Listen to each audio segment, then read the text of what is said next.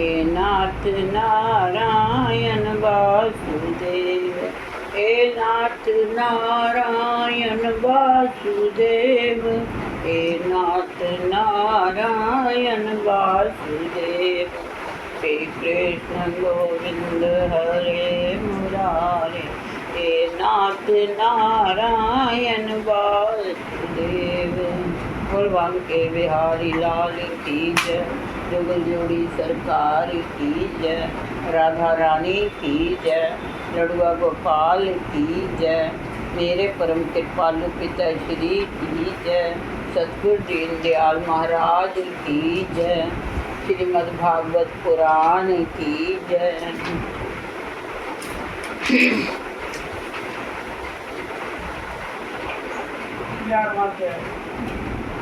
बद्ध मुक्त और भक्तजनों के लक्षण। भगवान श्री कृष्ण ने कहा, प्यारे उद्धव, आत्मा बद्ध है या मुक्त है, इस प्रकार की व्याख्या या व्यवहार मेरे अधीन रहने वाले सत्यवादी गुणों की उपाधि से ही होता है, वस्तुतः तत्व दृष्टि से नहीं। सभी गुण माया मूलक हैं, माया मूलक है, इंद्रजाल है, जादू के खेल के समान है। इसीलिए ना मेरा मोक्ष है, ना तो मेरा बंधन ही है। जैसे स्वपन बुद्धि का विवर्त है, उसमें बिना हुए ही भासता है, मिथ्या है, वैसे ही शोक मोह सुख दुख शरीर की उत्पत्ति और मृत्यु यह सब संसार का बखेड़ा माया के कारण प्रतीत होने पर भी वास्तविक नहीं है। उद्धव, शरीरधारियों को मुक्ति का अनुभव कराने वाली आत्मविद्या और बंधन का अनुभव कराने वाली अविद्या, ये दोनों ही मेरी अनादि शक्तियाँ हैं। मेरी माया से ही इनकी रचना हुई है, इनका कोई वास्तविक अस्तित्व नहीं है। भाई, तुम तो स्वयं बड़े बुद्धिमान हो, विचार करो, जीव तो एक ही है, वह व्यवहार के लिए ही मेरे अंश के रूप में कल्पित हुआ है, वस्तुतः मेरा स्वरूप ही है। आत्मज्ञान से संपन्न होने पर उसे मुक्त करते हैं और उसे मुक्त कहते हैं, और आत्मा का ज्ञान न होने से बद्ध और यह अज्ञान अनादि होने से बंधन भी अनादि कहलाता है। इस प्रकार मुझ एक ही धर्मी में रहने पर भी जो शोक और आनंद रूप विरुद्ध धर्म वाले जान पड़ते हैं, उन बद्ध और मुक्त जीव का भेद मैं बतलाता हूँ। वह भेद दो प्रकार का है, एक तो नित्य मुक्त ईश्वर से जीव का भेद और दूसरा मुक्त बद्ध जीव का भेद। पहला सुनो, जीव और ईश्वर बद्ध और मुक्त के भेद से भिन्न होने पर भी एक ही शरीर में नियंता और नियंत्रित के रूप से स्थित है। ऐसा समझो कि शरीर एक वृक्ष है, इसमें हृदय का घोंसला बनाकर जीव और ईश्वर नाम के दो पक्षी रहते हैं। वे दोनों चेतन होने के कारण समान हैं और कभी नाम बिछुड़ने के कारण सखा है। इनके निवास करने का कारण केवल लीला ही है। इतनी समानता होने पर भी जीव को शरीर रूप वृक्ष के फल सुख दुख आदि भोगता है। इतनी समानता होने पर भी जीव तो शरीर रूप वृक्ष के फल सुख दुख आदि भोगता है, परंतु ईश्वर उन्हें ना भोगकर कर्म फल सुख दुख आदि से असंग और उनका साक्षी मात्र कहलाता। मुझे समझ में नहीं आया क्या बोला, आप क्या समझ में? अपने जेडे है ना भी हुण इंसान क्या चीज़ किदा भोगता है, ਉਹਦੇ बारे च सारा कुछ दस रहे कि बई इस जीवन ਨੂੰ जो चीज़ असी करते हैं ਉਹਦਾ किस तरह करके भी सानू कर्मां दा फल मिलता है, की करता, यही सब चल रहा। हुण कोई कथा तो चल नहीं रही। हाँ, लेकिन ये सुख और दुख लिखा और आदि भोगते हैं। हाँ, इस कारण से भोगते कोई सुख और दुख इससे भोगेंगे ना, जिसके जैसे पाप पुण्य का हिसाब किताब है, उस हिसाब से आगे भी सुख दुख मिलता है। लेकिन जो भी पढ़ा है ना, उसमें पाप पुण्य के बारे में बताया नहीं, कोई तो कह रही, इसलिए ही समझ में नहीं आया। क्या चीज़ पढ़ दो लाइना फिर इसमें लिखा है, कभी ना बिछुड़ने के कारण सखा है, इनके निवास करने का कारण केवल लीला ही है। इतनी समानता होने पर भी जीव तो शरीर रूप वृक्ष के फल सुख दुख आदि भोगता है, परंतु ईश्वर उन्हें न भोगकर कर्म फल सुख दुख आदि से असंग और उनका साक्षी मात्र रहता है। प्रभु थोड़ा भोगते ने ये सब चीज़। वो तो एक चीज़ के साक्षी ही ने ना भी असी आ कर्म किए वो कर्म किए। तो जिमें एक पेड़ है, पेड़ का एग्जाम्पल दिता ना उन्होंने भी जिमें कि कोई फल फूल वगैरह लगते हैं, वह की आचरण है की किस तरह हैगा, वो कहते वो भोगते हैं। बस प्रभु थोड़ा कुछ भोगते हैं। प्रभु तो एक लीला रचाई बैठे ने, उन्होंने तो सारा कुछ रचाया है। वो तो सिर्फ नचाई जा रहे हैं, नचाण तो मगरों देखी जाते हैं चुप करे कि भी की कोई कर रहा है, क्या पुण्य इकट्ठे कर रहे हैं, क्या सुख कर रहे हैं, क्या दुख कर रहे हैं अपने लिए इकट्ठे। वह घड़ा उदों जो खोलणगे चिट्ठा उदों दसणगे कि आ है जी भोग लो हुण उहदे मुताबक, वो चीज़ है। अभोक्ता होने पर भी ईश्वर की यह विलक्षणता है कि वह ज्ञान, ऐश्वर्य, आनंद और सामर्थ्य आदि में भोक्ता जीव से बढ़कर है। साथ ही एक यह भी विलक्षणता है कि अभोक्ता ईश्वर को अपने वास्तविक स्वरूप और इनके अतिरिक्त जगत को भी जानता है, परंतु भोक्ता जीव न अपने वास्तविक रूप को जानता है और न अपने से अतिरिक्त है। इन दोनों में जीव तो अविद्या से युक्त होने के कारण नित्यबद्ध है और ईश्वर विद्या स्वरूप होने के कारण नित्य मुक्त है। प्यारे उत्तम, ज्ञान संपन्न पुरुष भी मुक्त ही है। जैसे स्वप्न टूट जाने पर जगा हुआ पुरुष स्वप्न के स्मरणीय शरीर से कोई संबंध नहीं रखता, वैसे ही ज्ञानी पुरुष सूक्ष्म और स्थूल शरीर में रहने पर भी उनसे किसी प्रकार का संबंध नहीं रखता। परंतु अज्ञानी पुरुष वास्तव में शरीर से कोई संबंध न रखने पर भी अज्ञान के कारण शरीर में ही स्थित रहता है। जैसे स्वप्न देखने वाला पुरुष स्वप्न देखते समय स्वाप्निक शरीर में बंध जाता है, व्यवहार आदि में इंद्रियां शब्द स्पर्शादि विषयों को ग्रहण करती हैं, क्योंकि यह तो नियम ही है कि गुण ही गुण को ग्रहण करते हैं, आत्मा नहीं। इसीलिए जिसने अपने निर्विकार आत्मस्वरूप को समझ लिया, वह उन विषयों के ग्रहण त्याग में किसी प्रकार का अभिमान नहीं करता। यह शरीर प्रारब्ध के अधीन है। इससे शारीरिक और मानसिक जितने भी कर्म होते हैं सब गुणों की प्रेरणा से ही होते हैं। अज्ञानी पुरुष झूठ मूठ अपने को उन ग्रहण त्याग आदि कर्मों का कर्ता मान बैठता है और इसी अभिमान के कारण वह बंध जाता है। प्यारे पूर्वोक्त पद्धति से विचार करके विवेकी पुरुष समस्त विषयों से विरक्त रहता है और सोने, बैठने, घूमने, फिरने, नहाने, देखने, छूने, सूंघने, खाने और सुनने आदि क्रियाओं में अपने को कर्ता नहीं मानता, बल्कि गुणों को ही कर्ता मानता है। गुण ही सभी कर्मों की कर्ता भोगता है। ऐसा जानकर विद्वान पुरुष कर्म, वासना और फलों से नहीं बंधते हैं। वे प्रकृति में रहकर भी वैसे ही असंग रहते हैं, जैसे स्पर्श आदि से आकाश, जल की आर्द्रता आदि से सूर्य और गंध आदि से वायु। उनकी विमल बुद्धि की तलवार असंग भावना की शान से और भी तीखी हो जाती है और वे उससे अपने सारे संशय संदेह को काट कूट कर फेंक देते हैं। जैसे कोई सपने में जाग उठा हो, उसी प्रकार वे इस भेद बुद्धि के भ्रम से मुक्त हो जाते हैं। जिनके प्राण, इंद्रिय, मन और बुद्धि की समस्त चेष्टाएं बिना संकल्प के होती है, वे देह में स्थित रहकर ही उसके गुणों से मुक्त है। उन तत्व यज्ञ मुक्त पुरुषों के शरीर को चाहे हिंसक लोग पीड़ा पहुँचाएं और चाहे कभी कोई देव योग से पूजा करने लगे, वे न तो किसी के सताने से दुखी होते हैं और न पूजा करने से सुखी। जो समदर्शी महात्मा गुण और दोष की भेद दृष्टि से ऊपर उठ गए हैं, वे न तो अच्छे काम करने वाले की स्तुति करते हैं और न बुरे काम करने वाले की निंदा। न वे किसी की अच्छी बात सुनकर उसकी सराहना करते हैं और न बुरी बात सुनकर किसी को झिड़कते ही हैं।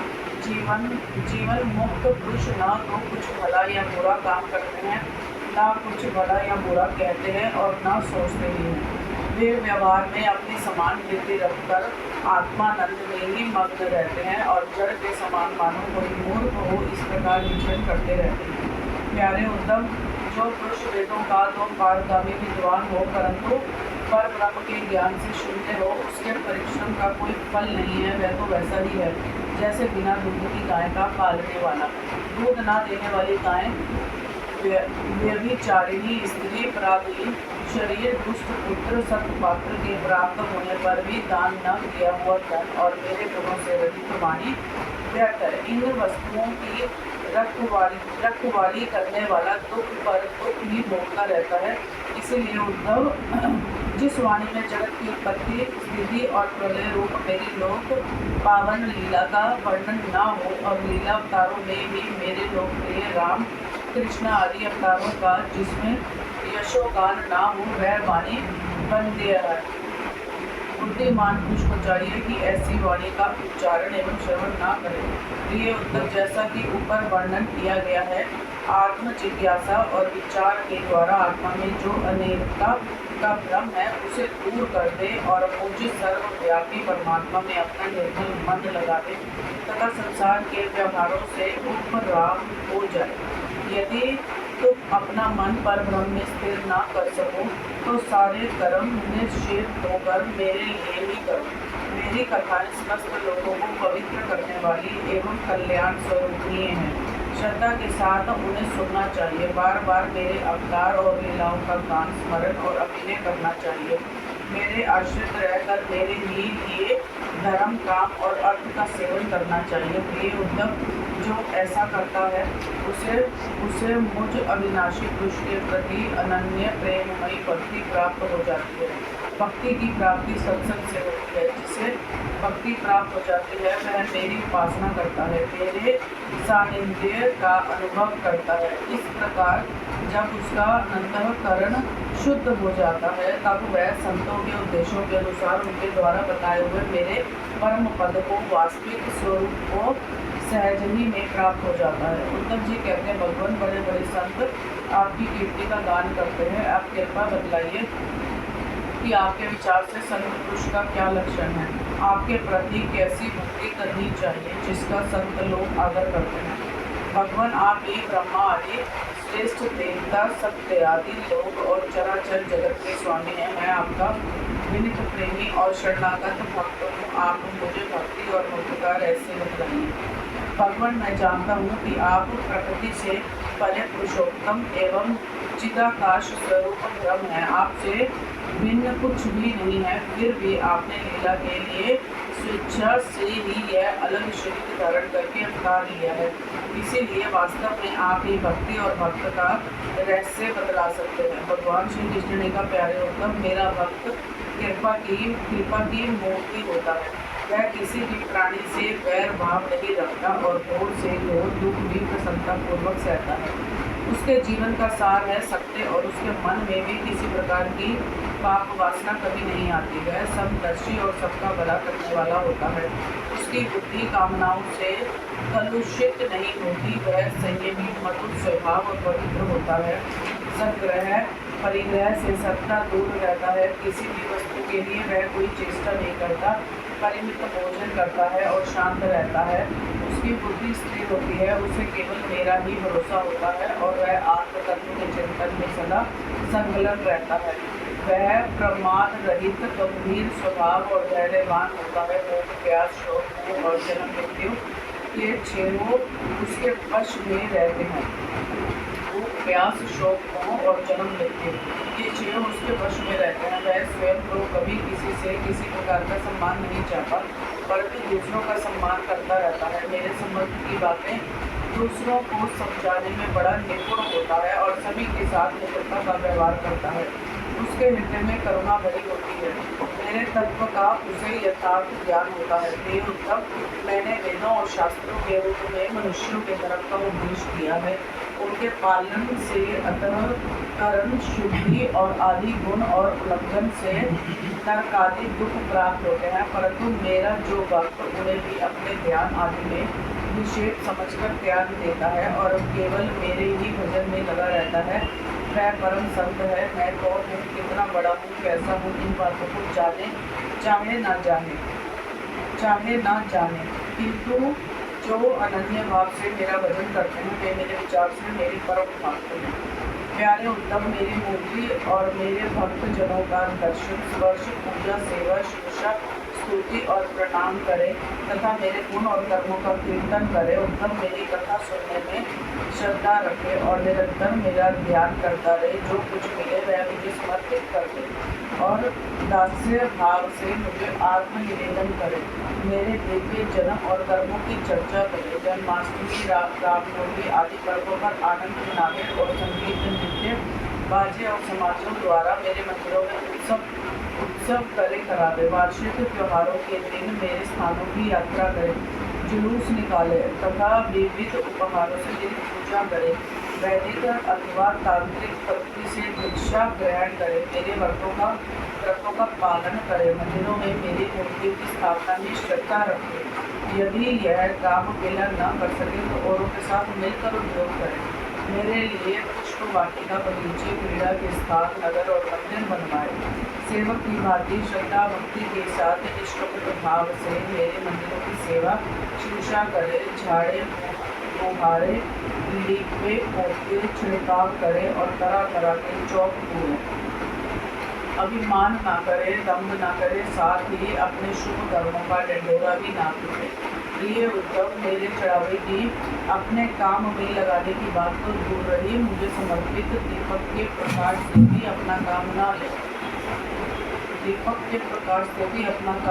ले। किसी दूसरे देवता की चढ़ाई हुई वस्तु मुझे न चढ़ावे। संसार में जो वस्तु अपने को सबसे प्रिय, सबसे अभीष्ट जान पड़े वह मुझे समर्पित कर दे। ऐसा करने से वह वस्तु अनंत फल देने वाली हो जाती है। भद्र, सूर्य, अग्नि, ब्राह्मण, गौ, वैष्णव, आकाश, वायु, जल, पृथ्वी, आत्मा और समस्त प्राणी, ये सब मेरी पूजा के स्थान हैं। प्यारे उद्धव, ऋषि देव यजुर्वेद और सामवेद के मंत्रों द्वारा सूर्य में मेरी पूजा करनी चाहिए। हवन के द्वारा अग्नि में, आतिथ्य द्वारा श्रेष्ठ ब्राह्मण में और हरी हरी घास आदि के द्वारा गौ में मेरी पूजा करे। वायुमंडल के समान सत्कार के द्वारा वैष्णव में निरंतर ध्यान में लगे रहने से, हृदयाकाश में मुख्य प्राण समझने से वायु में और जल, पुष्प आदि सामग्रियों द्वारा जल में मेरी आराधना की जाती है। गुप्त मंत्रों द्वारा न्यास करके मिट्टी की वेदी में उपयुक्त भोगों द्वारा आत्मा में और समदृष्टि द्वारा संपूर्ण प्राणियों में मेरी आराधना करनी चाहिए, क्योंकि मैं सभी में क्षेत्र की आत्मा के रूप में स्थित हूँ। इन सभी स्थानों में शंख, चक्र, गदा, पद धारण की 4 भुजाओं वाले शांत मूर्ति श्री भगवान विराजमान है। ऐसा ध्यान करते हुए एकाग्रता के साथ मेरी पूजा करनी चाहिए।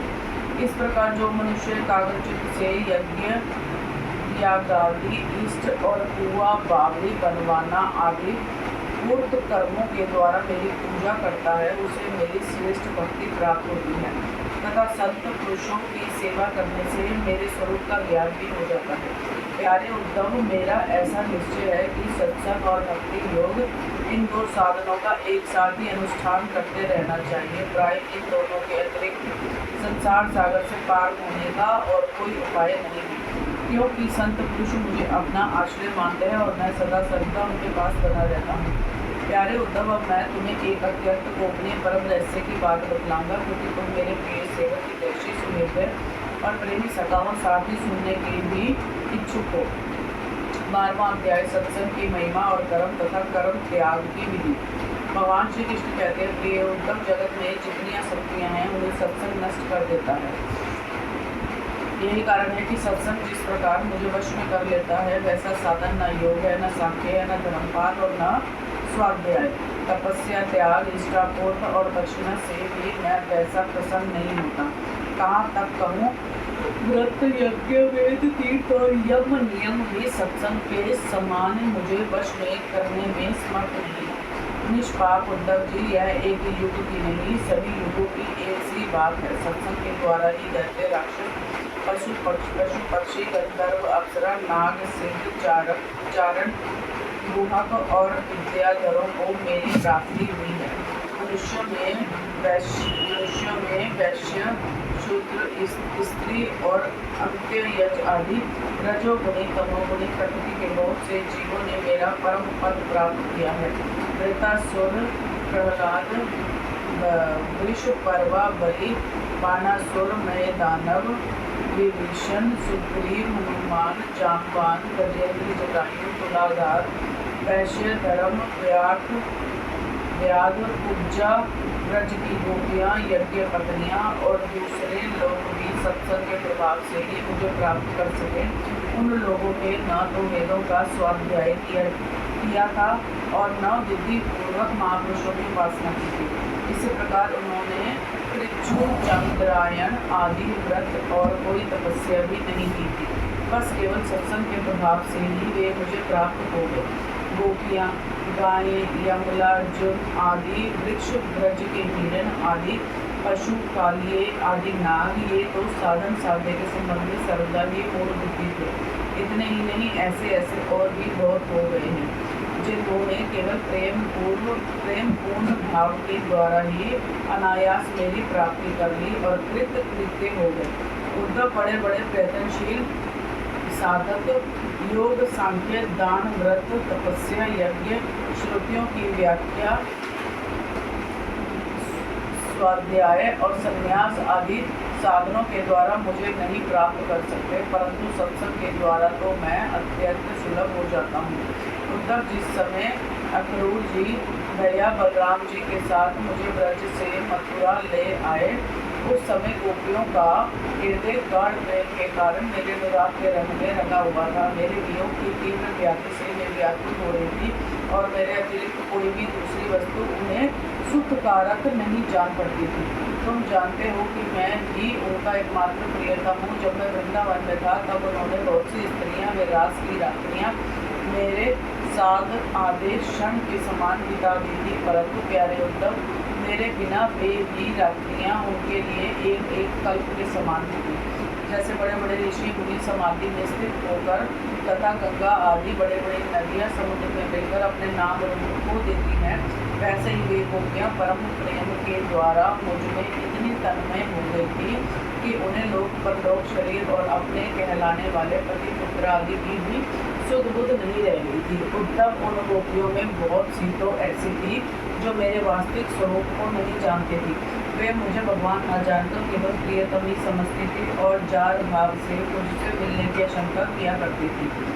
उन साधनहीन सैकड़ों हजारों अबलाओं ने केवल संग के प्रभाव से ही मुझ पर ब्रह्म परमात्मा को प्राप्त कर लिया। इसलिए उद्धव, तुम श्रुति, स्मृति, विधि, निषेध, प्रवृत्ति, निवृत्ति और सुनने योग्य तथा सुने हुए विषय का भी परित्याग करके सत्य मेरी ही भावना करते हुए समस्त प्राणियों के आत्मस्वरूप मुझ एक की भी शरण संपूर्ण रूप से ग्रहण करो, क्योंकि मेरे शरण में आ जाने से तुम सर्वथा निर्भय हो जाओगे। उद्धव जी ने कहा, सनकादि योगेश्वरों के भी परमेश्वर प्रभु, यो तो मैं आपका उपदेश सुन रहा हूँ, परंतु इससे मेरे मन का संदेह मिट नहीं रहा है। मुझे सर्वधर्म का पालन करना चाहिए या सब कुछ छोड़कर आपकी शरण ग्रहण कर लेनी चाहिए। मेरा मन इसी दुनिया में लटक रहा है, आप कृपा करके मुझे बड़ी बातें समझाइए।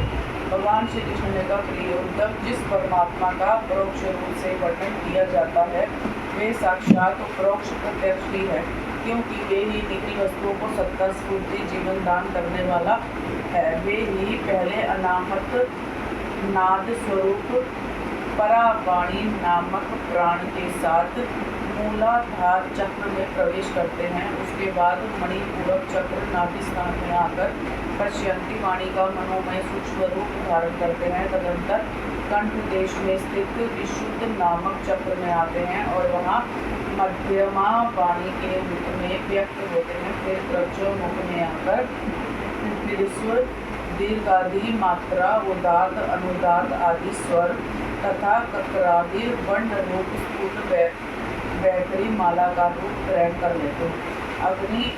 अग्नि आकाश में उष्मा अथवा विद्युत के रूप से अव्यक्त रूप में स्थित है। जब बलपूर्वक काष्ठ मंथन किया जाता है तब वायु की सहायता से यह पहले अत्यंत सूक्ष्म चिंगारी के रूप में प्रकट होती है और फिर आहुति देने पर प्रचंड रूप धारण कर लेती है। वैसे ही मैं भी शब्द ब्रह्म स्वरूप से क्रमशः परा, पश्यंती, मध्यमा और बैटरी वाणी के रूप में प्रकट होता हूँ।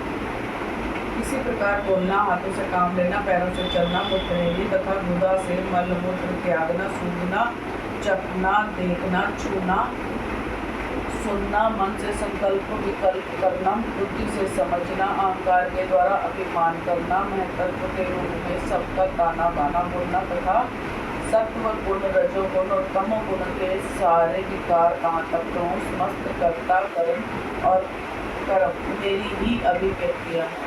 यह सबको जीवित करने वाला परमेश्वर ही इस त्रिगुणमय ब्रह्मांड कमल का कारण है। यह आदि पुरुष पहले एक और अव्यक्त था, जैसे उपजाऊ खेत में बोया हुआ बीज शाखा पत्र पुष्पादि अनेक रूप धारण कर लेता है, वैसे काल गति से माया का आश्रय लेकर शक्ति विभाजन के द्वारा परमेश्वर ही अनेक रूपों में प्रतीत होने लगता है। जैसे टांगों के ताने बाने में वस्त्र ओतप्रोत रहता है, वैसे ही यह सारा विश्व परमात्मा में ओतप्रोत है। जैसे सूत के बिना वस्त्र का अस्तित्व नहीं है, किंतु सूत वस्त्र के बिना भी रह सकता है, वैसे ही इस जगत के न रहने पर भी परमात्मा रहता है, किंतु यह जगत परमात्मा स्वरूप ही है। परमात्मा के बिना इसका कोई अस्तित्व नहीं है। यह संसार वृक्ष नादि और प्रवाह रूप से नित्य है, इसका स्वरूप ही है कर्म की परंपरा, और इस वृक्ष के फल फूल है मोक्ष और भोग। इस संसार वृक्ष के दो बीज हैं, पाप और पुण्य। असंख्य वासनाएं जड़ें हैं और 3 गुण तने हैं। 5 भूत स्त्री इसकी मोटी मोटी प्रधान शाखाएं हैं और शब्दादि 5 विषय रस हैं। 11 इंद्रियां शाखा है तथा जीव और ईश्वर 2 पक्षी इसमें घोंसला बनाकर निवास करते हैं। इस वृक्ष में वात पित्त और कफ रूप 3 तरह की छाल है। इसमें 2 तरह के फल लगते हैं, सुख और दुख। यह विशाल वृक्ष सूर्य मंडल तक फैला हुआ है। यह सूर्य मंडल का भेदन कर जाने वाले मुक्त पुरुष फिर संसार चक्र में नहीं पड़ते। जो ग्रस्त शब्द रूप रस आदि विषयों में फंसे हुए हैं, वे कामना से भरे हुए होने के कारण गीत के समान है। वे इस वृक्ष का दुख रूप फल भोगते हैं, क्योंकि वे अनेक प्रकार के कर्मों के बंधन में फंसे रहते हैं। जो अरण्यवासी परमहंस विषयों से विरक्त है, वे इस वृक्ष में राजहंस के समान है और वे इसका सुख रूप फल भोगते हैं। प्रिय उद्धव, वास्तव में मैं एक ही हूँ। यह मेरा जो अनेकों प्रकार का रूप है, वह तो केवल मायामय है। जो इस बात को गुणों के द्वारा समझ लेता है, वही वास्तव में समस्त वेदों का रहस्य जानता है। अतः उद्धव, तुम इस प्रकार गुरुदेव की उपासना रूप अनन्य भक्ति के द्वारा अपने ज्ञान की कुल्हाड़ी को तीखी कर लो और उसके द्वारा धैर्य एवं सावधानी से जीव भाव को काट डालो। इस परमात्मा स्वरूप होकर इस वृत्ति रूप अस्त्रों को भी छोड़ दो और अपने अखंड स्वरूप में ही स्थित हो रहो। 13वां अध्याय, हंस रूप से संतादि को किए हुए उपदेश का वर्णन। भगवान श्री कृष्ण कहते हैं, प्रिय सारा ज्ञान जड़ा है उदो जी समझाया। सारा ज्ञान उदो जी, हाँ, भी तू मुक्ति प्राप्त करते, तू भी इस सीधे करने लग के जा। उद्धव जी बता रहे हैं, उद्धव जी को प्रभु बता रहे हैं ना। भगवान श्री कृष्ण कहते हैं, प्रिय उद्धव, सत्व रज और तम ये तीनों बुद्धि प्रकृति के गुण हैं, आत्मा के नहीं। सत्व के द्वारा रज और तम इन दो गुणों पर विजय प्राप्त कर लेनी चाहिए। तदंतर सत्व गुण की शांत वृत्ति के द्वारा उसकी दया आदि वृत्तियों को भी शांत कर देना चाहिए। जब सत्व गुण की बुद्धि होती है, तभी जीव को मेरे भक्ति रूप स्वयं धर्म की प्राप्ति होती है। निरंतर सात्विक वस्तुओं का सेवन करने से ही सत्व गुण की बुद्धि होती है और तब मेरे भक्ति रूप स्वयं धर्म में प्रवृत्ति होने लगती है। जिस धर्म के पालन से सत्व गुण की बुद्धि हो, वही सबसे श्रेष्ठ है। वह धर्म रजोगुण और तमोगुण को नष्ट कर देता है। जब वे दोनों नष्ट हो जाते हैं, तब उन्हीं के कारण होने वाला अधर्म भी शीघ्र ही मिट जाता है। शास्त्र, जल, प्रजा, जन, देश, समय, कर्म, जन्म, ज्ञान, मंत्र और संस्कार, ये 10 वस्तुएं यदि सात्विक हो तो सत्व गुण की, राजसिक हो तो रजोगुण की और तामसिक हो तो तमोगुण की वृद्धि करती है। इनमें से शास्त्रीय महात्मा जिनकी प्रशंसा करते हैं वे सात्विक हैं, जिनकी निंदा करते हैं वे तामसिक हैं और जिनकी उपेक्षा करते हैं वे वस्तुएं राजसिक हैं। जब तक अपने आत्मा का साक्षात्कार तटस्थ सूक्ष्म शरीर और उनके कारण तीनों गुणों की निवृत्ति ना हो तब तक मनुष्य को चाहिए कि सत्व गुण की वृद्धि के लिए सात्विक शास्त्र आदि का ही सेवन करे, क्योंकि उससे धर्म की वृद्धि होती है और धर्म की वृद्धि से अनंतकरण शुद्ध होकर आत्म तत्व का ज्ञान होता है। बांसों की रगड़ से आग पैदा होती है और वह उनके सारे वन को जलाकर शांत हो जाती है। वैसे ही यह शरीर दोनों के वैषमय से उत्पन्न हुआ है। विचार द्वारा मंथन करने पर इससे ज्ञानाग्नि प्रज्वलित होती है और वह समस्त शरीरों एवं गुणों को भस्म करके स्वयं भी शांत हो जाती है। उद्धव जी ने पूछा, भगवान, प्राय सभी मनुष्य इस बात को जानते हैं कि विषय विपत्तियों के घर हैं, फिर भी वे कुत्ते, गधे और कतरे के समान दुख सहन करके भी उन्हीं को ही भोगते रहते हैं। इसका क्या कारण है? भगवान श्री कृष्ण ने कहा, प्रिय उद्धव, जीव जब ज्ञानवश अपने स्वरूप को भूलकर हृदय से सूक्ष्म स्थूलादि शरीरों में अहम बुद्धि कर बैठता है, जो कि सर्वदा भ्रम ही है, तब उसका सत्व प्रधान मन घोर रजोगुण की ओर झुक जाता है, उससे व्याप्त हो जाता है। बस जहाँ मन में रजोगुण की प्रधानता हुई ठीक उसमें संकल्पों विकल्पों का तांता बंध जाता है। अब वह विषयों का चिंतन करने लगता है और अपनी दुर्बुद्धि के कारण काम में फंदे में फंस जाता है, जिससे फिर छुटकारा होना बहुत ही कठिन है। अब वह अज्ञानी कामवश अनेकों प्रकार के कर्म करने लगता है और इंद्रियों के वश होकर यह जानकर भी कि इन कर्मों का अंतिम फल दुख ही है, उन्हीं को करता है। उस समय वह रजोगुण के तीव्र वेग से अत्यंत मोहित रहता है। तथापि विवेकी पुरुष का चिंतन भी कभी कभी रजोगुण और तमोगुण के वेग से विक्षिप्त होता है, तथापि उसके विषयों में दोष दृष्टि बनी रहती है। इसलिए वह बड़ी सावधानी से अपने चित्त को एकाग्र करने की चेष्टा करता रहता है, जिससे उसकी विषयों में आसक्ति नहीं होती। साधक को चाहिए कि आसन और प्राण वायु पर विजय प्राप्त कर अपनी शक्ति और समय के अनुसार बड़ी सावधानी से धीरे धीरे मुझ में अपना मन लगावे और इस प्रकार अभ्यास करते समय अपनी असफलता देखकर तनिक भी उगे नहीं, बल्कि और भी उत्साह से उसी में जुड़ जाए।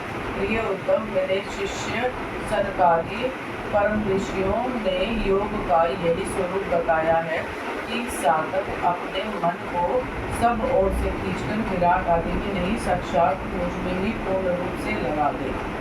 उद्धव जी ने कहा, श्री कृष्ण, आपने जिस समय जिस रूप से सनकादि परम ऋषियों को योग का आदेश दिया था, उस रूप को मैं जानना चाहता हूँ। भगवान श्री कृष्ण ने कहा, प्रिय उद्धव, सनकादि परम ऋषि ब्रह्मा जी के मानस पुत्र हैं। उन्होंने एक बार अपने पिता से योग की सूक्ष्म अंतिम सीमा के संबंध में इस प्रकार प्रश्न किया था।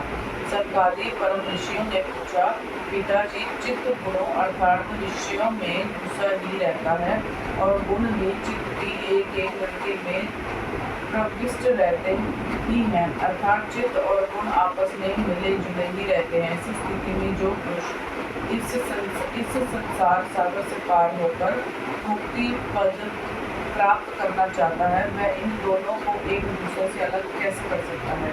भगवान श्री कृष्ण कहते हैं, प्रिय उद्धव, यद्यपि ब्रह्मा जी सब देवताओं के शिरोमणि स्वयंभू और प्राणियों के जन्मदाता हैं, फिर भी सनकादि परम ऋषियों के इस प्रकार पूछने पर ध्यान करके भी वे इस प्रश्न का मूल कारण न समझ सके, क्योंकि उनकी बुद्धि कर्म प्रवण थी।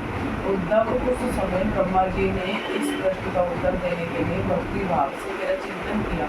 तब मैं हंस का रूप धारण करके उनके सामने प्रकट हुआ। मुझे देखकर सनकादि ब्रह्मा जी को आगे करके मेरे पास आए और उन्होंने मेरे चरणों की वंदना करके मुझसे पूछा कि आप कौन हैं? उत्तम सनकादि परमार्थ तत्व के जिज्ञासु थे, इसलिए उनके पूछने पर उस समय मैंने जो कुछ कहा वह तो मुझसे सुनो। ब्रह्माणी, यदि परमार्थ रूप वस्तु नाना तत्व से सर्वदा रहित है, तब आत्मा के संबंध में आप लोगों का ऐसा प्रश्न कैसे युक्ति संगत हो सकता है। अथवा मैं यदि उत्तर देने के लिए बोलूँगी तो किस जाति गुण क्रिया और संबंध आदि का आश्रय लेकर उत्तर दूँ। देवता मनुष्य पशु पक्षी आदि सभी शरीर पंचभूतात्मक होने के कारण अभिन्न ही है और परमार्थ रूप से भी अभिन्न है। ऐसी स्थिति में आप कौन है? आप लोगों का यह प्रश्न ही केवल वाणी का उपहार है, विचार पूर्वक नहीं है, अतः निरर्थक है। मन से, वाणी से, दृष्टि से तथा अन्य इंद्रियों से भी जो कुछ ग्रहण किया जाता है वह सब मैं ही हूँ। मुझसे भिन्न और कुछ नहीं है। सब कुछ ही कहते प्रभु मैं ही। पेड़ में, पौधा में, हाँ। चींटी में, सब चीज में उन्हीं की आत्मा कहते हैं। सब पेड़ों में, सब वृक्षों में, ये बिल्ली, ये कुत्ता, ये सब में मैं हूँ कहते हैं। इंद्रियाँ, वाणी, दृष्टि, देखने, पैरों, हाथ, इंसान में वही है। वैसे अब उसके हमारे अंदर अंश होने की वजह से बेटा हमारी उंगली, हाथ, पैर, जिस्म का हरेक अंग तभी चल रहा है। अगर आज वो जरा से खिसकते हैं यहाँ से तो ये मिट्टी पड़ी है। 5 तत्व का ये जो शरीर बना है मिट्टी का, आकाश, वायु, इन्हीं चीज़ों से कहते हैं ना, जल और ये क्या इसका नाम है, अपनी मांस जो है मिट्टी से है। ये चीज़ों का ही बीच में तो फिर जल के मिल जाता है कि अंदर उससे बिना और कुछ नहीं है। पिंजरा उन्हें घटिया, घट के ਉਹਦੇ ਵਿੱਚ आप समा गया, अपना अंश पाता तक चल रहे हैं। यह सिद्धांत आप लोग तत्व विचार के द्वारा समझ लीजिए। पुत्रों, यह चित्त चिंतन करते करते विषयाकार हो जाता है और विषय चित्त में प्रविष्ट हो जाते हैं, यह बात सत्य है। तथापि विषय और चित्त ये दोनों ही मेरे स्वरूप भूत जीव के देह हैं, उपाधि है, अर्थात आत्मा का चित्त और विषय के साथ कोई संबंध ही नहीं है। इसीलिए बार बार विषयों का सेवन करते रहने से जो चित्त विषयों में आसक्त हो गया है और विषय भी चित्त में प्रविष्ट हो गए हैं, इन दोनों को अपने वास्तविक से अभिन्न मूल परमात्मा का साक्षात्कार करके त्याग देना चाहिए। जागृत, स्वप्न और सुषुप्ति ये तीनों अवस्थाएं सत्यवादी गुणों के अनुसार होती हैं और बुद्धि की वृत्तियां हैं। सच्चिदानंद का स्वभाव नहीं, इन वृत्तियों का साक्षी होने के कारण जीव उनसे विलक्षण है।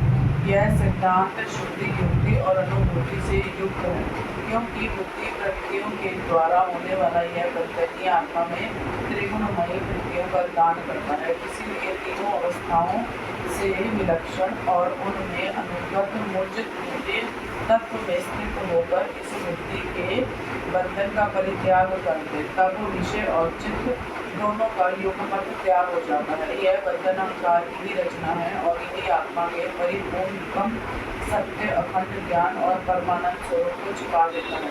इस बात को जानकर विरक्त हो जाएं और अपने 3 अवस्थाओं में अनुगत पूरे स्वरूप में होकर संसार की चिंता को छोड़ दे। जब तक उसकी भिन्न भिन्न पदार्थों में सत्य तत्व बुद्धि, अहम बुद्धि और मम बुद्धि युक्तियों के द्वारा निर्मित नहीं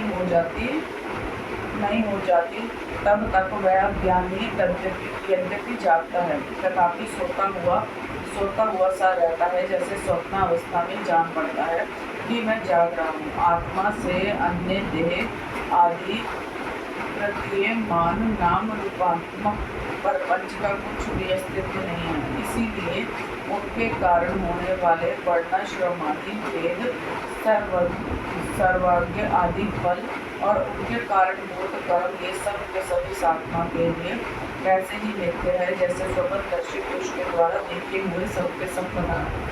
जो जागृत अवस्था में समस्त इंद्रियों के द्वारा बाहर दिखने वाले संपूर्ण भंगुर पदार्थों को अनुभव करता है और स्वप्नावस्था में हृदय में भी जागृत में देखे हुए पदार्थों के समान ही वासनामय विषयों का अनुभव करता है और सुषुप्ति अवस्था में उन सब विषयों को समेट कर उनके लय को भी अनुभव करता है, वह एक ही है। जागृत अवस्था के इंद्रिय, स्वप्नावस्था के मन और सुषुप्ति की संस्कार प्रति बुद्धि का भी वही स्वामी है, क्योंकि वह त्रिगुणमय तीनों अवस्थाओं का साक्षी है। जिस मैंने स्वप्न देखा, जो मैं सोया वही मैं जाग रहा हूँ। इस स्मृति के बल पर एक ही आत्मा का समस्त अवस्थाओं में होना सिद्ध हो जाता है। ऐसा विचार कर मन की ये तीनों अवस्थाएं गुणों के द्वारा मेरी माया से मेरे अंश स्वरूप जीव में कल्पित की गई है और आत्मा में ये नितांत असत्य है। ऐसा निश्चय करके तुम लोग अनुमान सत्य पुरुषों द्वारा किए गए उपनिषदों के श्रवण और तीक्ष्ण ज्ञान खड्ग के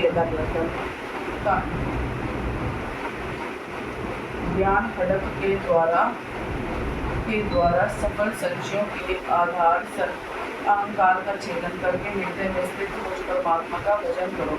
यह जगत मन का विलास है, दिखने पर भी नष्ट प्राय है। अलाप चक्र लुकारियों की बनेठी के समान अत्यंत चंचल है और ब्रह्म मात्र है। ऐसा समझे ज्ञाता और ये के भेद से रहित एक ज्ञान स्वरूप आत्मा ही अनेक सा प्रतीत हो रहा है। ये स्थूल शरीर, इंद्रिय और अंतःकरण रूप तीन प्रकार का विकल्प गुणों के परिणाम की रचना है और स्वप्न के समान माया का खेल है, ज्ञान से कल्पित है। इसीलिए उस देहादि रूप दृश्य से दृष्टि हटाकर कृष्णा रहित इंद्रियों के व्यापार से लीन और निरीह होकर आत्मानंद के अनुभव में मग्न हो जाए। यद्यपि कभी कभी आहार आदि के समय यह देहादिक प्रपंच देखने में आता है, तथापि यह पहले ही आत्म वस्तु से अतिरिक्त और मिथ्या समझकर छोड़ा जा चुका है। इसलिए वह पुनः भ्रांति मूलक मोह उत्पन्न करने में समर्थ नहीं हो सकता। देहपात पर्यंत केवल संस्कार मात्र उसकी प्रतीति होती है। जैसे मदिरा पीकर उन्मत्त पुरुष यह नहीं देखता कि मेरे द्वारा पहना हुआ वस्त्र शरीर पर है या गिर गया, वैसे ही सिद्ध पुरुष जिस शरीर से उसने अपने स्वरूप का साक्षात्कार किया है वह प्रारब्ध वश खड़ा है, बैठा है या देह वश कहीं गया या आया है। नश्वर शरीर संबंधी बातों पर दृष्टि नहीं डालता। प्राण और इंद्रियों के साथ यह शरीर भी प्रारब्ध के अधीन है। इसीलिए अपने आरंभक बनाने वाले कर्म जब तक हैं तब तक उनकी प्रतीक्षा करता ही रहता है, परंतु आत्म वस्तु का साक्षात्कार करने वाला तथा समाधि पर्यंत योग में आरूढ़ पुरुष स्त्री पुत्र धन आदि प्रपंच के सहित उस शरीर को फिर कभी स्वीकार नहीं करता, अपना नहीं मानता। जैसे जगा हुआ पुरुष स्वप्नावस्था के शरीर आदि को सनकादि ऋषियों मैंने तुमसे जो कुछ कहा है वह सांख्य और योग दोनों का लोकप्रिय रहस्य है। मैं स्वयं भगवान हूँ, तुम लोगों को तत्व ज्ञान का उपदेश करने के लिए ही यहाँ आया हूँ, ऐसा समझो।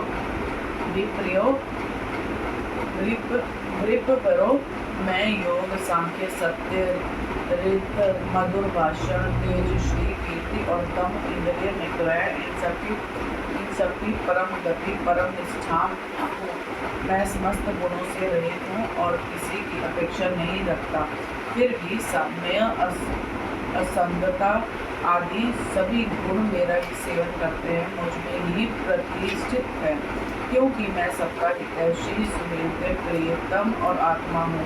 सच पूछो तो उन्हें गुण कहना भी ठीक नहीं है, क्योंकि वे सत्ववादी गुणों के परिणाम नहीं हैं और मिथ्य हैं। प्रिय उद्धव, इस प्रकार मैंने सनकादि मुनियों के संशय मिटा दिए। उन्होंने परम भक्ति से मेरी पूजा की और स्तुतियों द्वारा मेरी महिमा का गान किया। जब उन महर्षियों ने भली भांति मेरी पूजा और स्तुति कर ली, तब मैं ब्रह्मा जी के सामने ही अदृश्य होकर अपने ध्यान में लौट आया। 14वां अध्याय भक्ति योग की महिमा और ध्यान विधि का वर्णन। उद्धव जी ने पूछा, श्री कृष्ण ब्रह्मवादी महात्मा आत्म कल्याण के अनेकों साधन बतलाते हैं, उनमें अपनी अपनी दृष्टि के अनुसार सभी श्रेष्ठ हैं अथवा किसी एक की प्रधानता है। मेरे स्वामी, आपने तो अभी भक्ति योग को ही निर्देश एवं स्वतंत्र साधक बतलाया है, क्योंकि इसी से सब ओर से शक्ति छोड़कर मन आप में ही तन्मय हो जाता है। श्री कृष्ण भगवान ने कहा, भगवान श्री कृष्ण ने कहा, प्रिय उद्धव, यह वेदवाणी समय के भेद से प्रलय के अवसर पर लुप्त हो गई थी। फिर जब सृष्टि का समय आया तब मैंने अपने संकल्प से ही इसे ब्रह्मा को उपदेश किया। इसमें मेरे भागवत धर्म का ही वर्णन है। ब्रह्मा ने अपने ज्येष्ठ पुत्र स्वयं मनु को उपदेश किया और उनसे भृगु, अंगिरा, मरीचि, पुलह, अत्रि, पुलस्त्य और क्रतु इन 7 प्रजापति महर्षियों ने ग्रहण किया। तदंतर इन ब्रह्म ऋषियों की संतान देवता, दानव, पुरोहक, मनुष्य, सिद्ध, गंधर्व, विद्याधर, चारण, किन्नर, किन्नर, नाग, सरक्षस और किम पुरुष आदि ने इसे अपने पूर्वज इन्हीं ब्रह्मा ऋषियों से प्राप्त किया। सभी जातियों और व्यक्तियों के स्वभाव, उनकी वासनाएं, सत्व, रज और तमो उनके कारण भिन्न भिन्न है। इसलिए उनमें और उनकी बुद्धि वृत्तियों में भी अनेकों भेद हैं। इसलिए वे सभी अपनी अपनी प्रकृति के अनुसार उस वेद वाणी का भिन्न भिन्न अर्थ ग्रहण करते हैं। वह वाणी ही ऐसी अलौकिक है कि उसमें विभिन्न अर्थ निकलना स्वाभाविक ही है। इसी प्रकार स्वभाव और परंपरागत उद्देश्य के भेद से मनुष्यों की बुद्धि में भिन्नता आ जाती है और कुछ लोग तो बिना किसी विचार के वेद विरुद्ध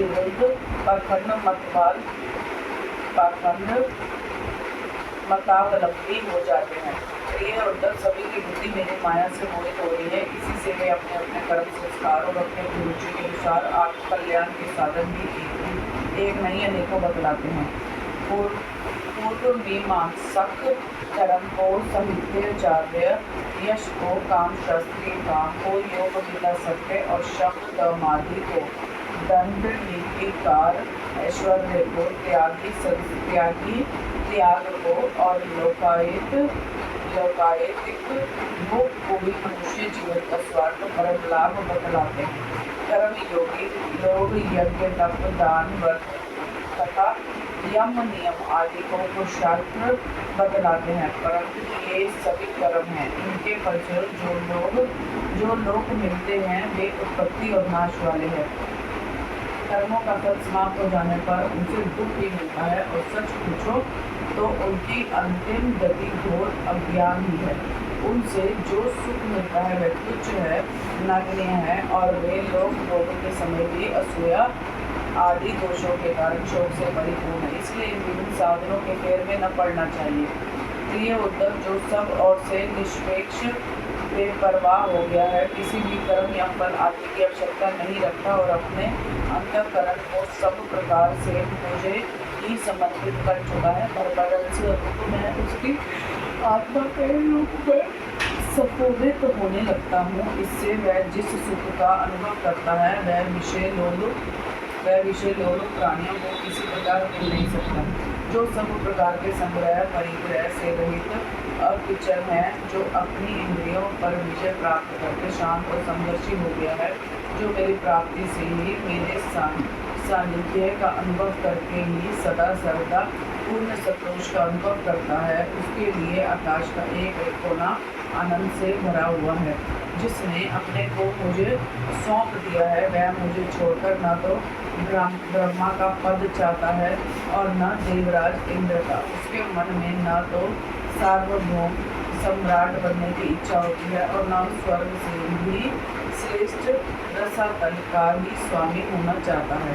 वह योगी की बड़ी बड़ी सिद्धियों और मोक्ष तक की अभिलाषा नहीं करता। उद्धव, मुझे तुम्हारे जैसे प्रेमी भक्त जितने प्रियतम है उतने प्रिय मेरे पुत्र ब्रह्मा, आत्मशंकर, सगे भाई बलराम जी, स्वयं अर्धाग्नि लक्ष्मी जी और मेरा अपना आत्मा भी नहीं है, जिसे किसी की अपेक्षा नहीं, जो जगत के चिंतन से सर्वदा उपरत होकर मेरे ही मन चिंतन में केंद्रित रहता है और राग द्वेष न रखकर सबके प्रति समान दृष्टि रखता है और उस महात्मा के पीछे मैं निरंतर यह सोचकर घूमा करता हूँ कि उसके चरणों की धूल उड़कर मेरे ऊपर पड़ जाए और मैं पवित्र हो जाऊँ। जो सब प्रकार के संग्रह परिग्रह से रहित है, यहाँ तक कि शुद्धि रात्रि देवी अब ममता नहीं रखते जिनका चित्र मेरे ही प्रेम में रखने लग गया है, जो संसार की वासनाओं से शांत उपरत हो चुके हैं और जो अपनी महत्ता उदारता के कारण स्वभाव से ही समस्त प्राणियों के प्रति दया और प्रेम का भाव रखते हैं। किसी प्रकार की कामना जिनकी बुद्धि का स्पर्श नहीं कर पाती, उन्हें मेरे जिस परमानंद स्वरूप का अनुभव होता है उसे और कोई नहीं जान सकता, क्योंकि वह परमानंद तो केवल निष्पेक्षता से ही प्राप्त होता है। मतलब जी मेरा जो वक्त अभी जितेंद्रिय नहीं हो सका है और संसार के विषय बार बार उसे कांदा पहुँचाते रहते हैं, अपनी ओर खींच लिया करते हैं, वह भीषण क्षण में बढ़ने वाली मेरी प्रगल्भ भक्ति के प्रभाव से प्राय विषयों से पराजित नहीं होता। उद्धव जैसे दगकती हुई आग लकड़ियों के बड़े ढेर को भी जलाकर खाक कर देती है, वैसे ही मेरी भक्ति की समस्त पाप राशि को पूर्णतः जला डालती है। उद्धव योग साधन ज्ञान विज्ञान धर्मानुष्ठान जपपाठ और तप त्याग मुझे प्राप्त कराने में उतने समर्थ नहीं है जितने दिनों दिन बढ़ने वाली अनन्य प्रेममयी मेरी भक्ति।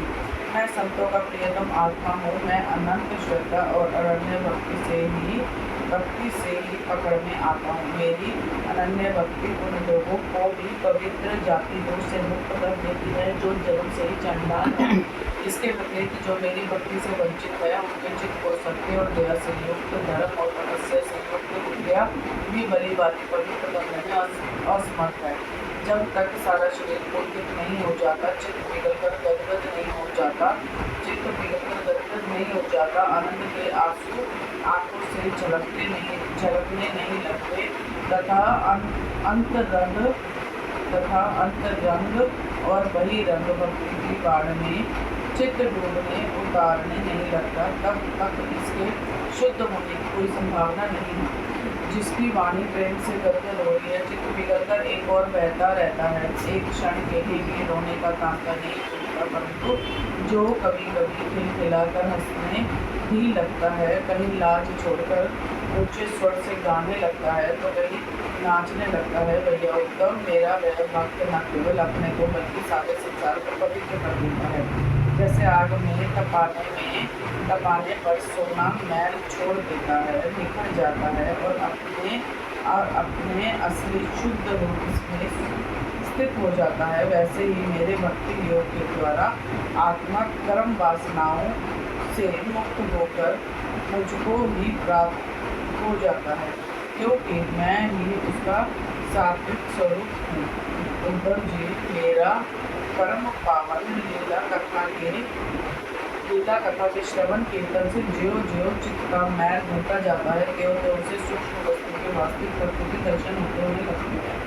जैसे अंजन के द्वारा नेत्रों का दोष मिटने पर उनमें सूक्ष्म वस्तुओं को देखने की शक्ति आने लगती है। जो पुरुष निरंतर विषय चिंतन किया करता है उसका चित्त विषयों में फंस जाता है, और जो मेरा स्मरण करता है उसका चित्त मुझ में तल्लीन हो जाता है। इसलिए तुम दूसरे साधनों और फलों का चिंतन छोड़ दो। अरे भाई, मेरे अतिरिक्त और कुछ है ही नहीं। जो कुछ जान पड़ता है वह ठीक वैसा ही है जैसे स्वप्न अथवा मनोरथ का राज्य। इसीलिए मेरे चिंतन से तुम अपना चित्त शुद्ध कर लो और उसमें पूरी तरह से एकाग्रता से मुझ में ही लगा दो। संयमी पुरुष स्त्रियों और उनके प्रेमियों का सत्य दूसरे ही छोड़कर पवित्र एकांत स्थान में बैठकर बड़ी समस्याओं से मेरा ही चिंतन करें।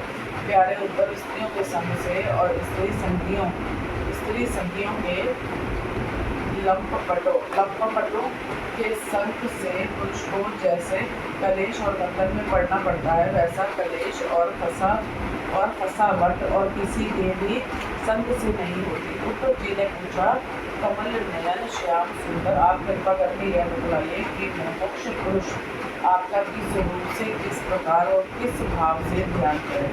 भगवान श्री कृष्ण ने कहा, प्रिय उद्धव, जो ना तो बहुत ऊंचा हो और ना बहुत नीचा ही, ऐसे आसन पर शरीर को सीधा रखकर आराम से बैठ जाए, हाथों को अपने गोद में रख ले और अपनी दृष्टि नासिका के अग्र भाव पर जमा दे। अब इसके बाद पूरक, कुंभक और रेचक तथा रेचक, कुंभक और पूरक, इन प्राणायामों के द्वारा नाड़ियों का शोधन करें। प्राणायाम का अभ्यास धीरे धीरे बढ़ाना चाहिए और उसके साथ साथ इंद्रियों को जीतने का भी अभ्यास शुरू करना चाहिए। हृदय में कमल नाटक पतले सूत के समान कार का चिंतन करें। प्राण के द्वारा उसे ऊपर ले जाएं और उसमें घंटा नाद के समान स्वर स्थिर करें। इस स्वर का तांता टूटने ना पावे। इस प्रकार प्रतिदिन 3 समय 10-10 बार ओमकार सहित प्राणायाम का अभ्यास करें। ऐसा करने से 1 महीने के अंदर ही प्राणवायु वश में हो जाती है। इसके बाद ऐसा चिंतन करें कि हृदय एक कमल है और वह शरीर के भीतर इस प्रकार स्थिति है मानो उसकी डंडी तो ऊपर की ओर है और मुंह नीचे की ओर है। अब ध्यान करना चाहिए कि उसका मुख ऊपर की ओर होकर खिल गया है। उसके 8 दल पंक्तियां हैं और उनके बीचों बीच पीली अत्यंत सुकुमार कर्णिका है। कर्णिका पर क्रमशः सूर्य, चंद्रमा और अग्नि का न्यास करना चाहिए। तदंतर अग्नि के अंदर मेरे इस रूप का स्मरण करना चाहिए। मेरा यह स्वरूप ध्यान के लिए बड़ा ही मंगलमय है। मेरे अवयवों की गठन बड़ी ही सुडौल है। रोम रोम से शांति निपटती है। मुख कमल अत्यंत प्रफुल्लित और सुंदर है। घुटनों की लंबी मनोहर 4 भुजाएं हैं। बड़ी ही सुंदर और मनोहर गर्दन है। मरकत मणि के समान सुस्निग्ध कपोल है। मुख पर मंद मुस्कान की अनोखी भी छटा है। दोनों और के कान बराबर हैं और उनमें मकराकृत कुंडल झिलमिल कर रहे हैं। वर्षाकालीन मेघ के समान श्यामल शरीर पर पीताम्बर फहरा रहा है। श्री वत्स एवं लक्ष्मी जी का चिंतन वक्षस्थल पर दाएं बाएं विराजमान है। हाथों में क्रमशः शंख, चक्र, गदा और पद्म धारण किए हुए है। गले में वरमाला लटक रही है। चरणों में ये शोभा दे रहे हैं। गले में कौस्तुभ मणि जगमगा रही है। अपने अपने स्थान पर चमचमाते हुए ये रेट, कंगन, करदनी और बाजू पर भी शोभायमान हो रहे हैं। मेरा एक अंग अत्यंत सुंदर एवं निर्देहारी है।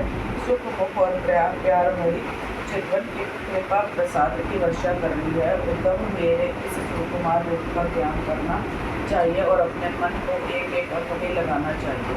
बुद्धिमान पुरुष को चाहिए कि मन के द्वारा इंद्रियों को उनके विषयों से खींचे और मन को बुद्धि रूप सारथी की सहायता से मुझ में ही लगा देना चाहिए, चाहे मेरे किसी भी अंग में क्यों लगे। जब सारे शरीर का ध्यान होने लगे तब अपने चित्त को खींचकर एक स्थान में स्थिर करे और अपने अंगों का चिंतन न करके केवल मंत्र मुस्कान की छटा से मुक्त दिखाइए।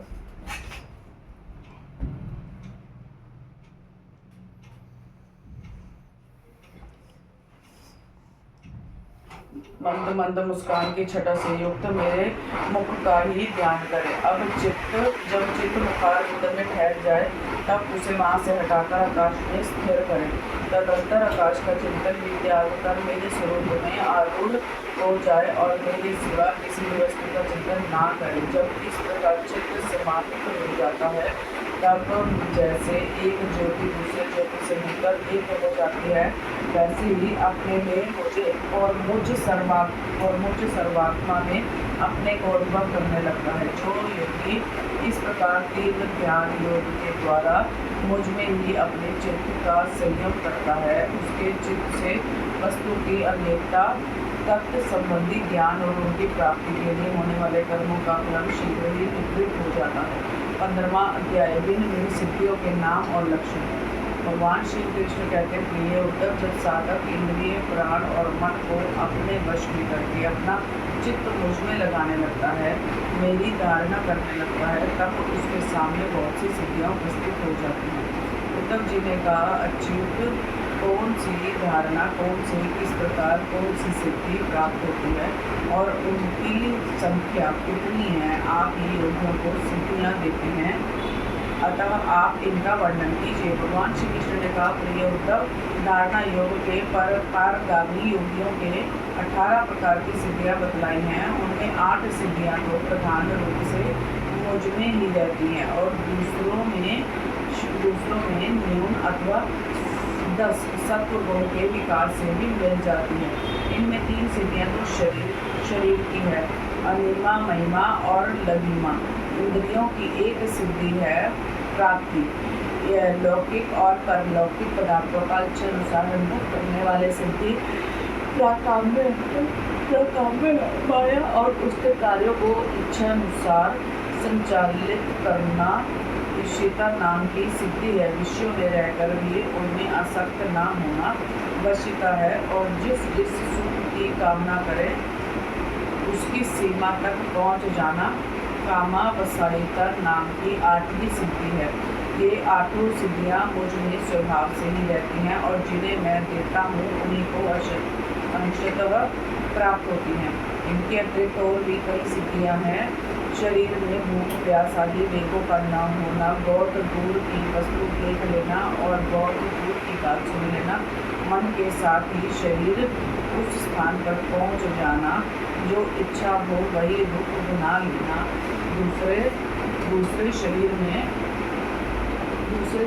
प्रवेश करना, जब इच्छा हो तभी शरीर छोड़ना, अप्सराओं के साथ होने वाले देव क्रीड़ा का दर्शन, संकल्प की सिद्धि, सब जगह सबके द्वारा बिना नन्नू नच के आज्ञा पालन, ये 10 सिद्धियां सत्वगुण के विशेष विकास से हुई है।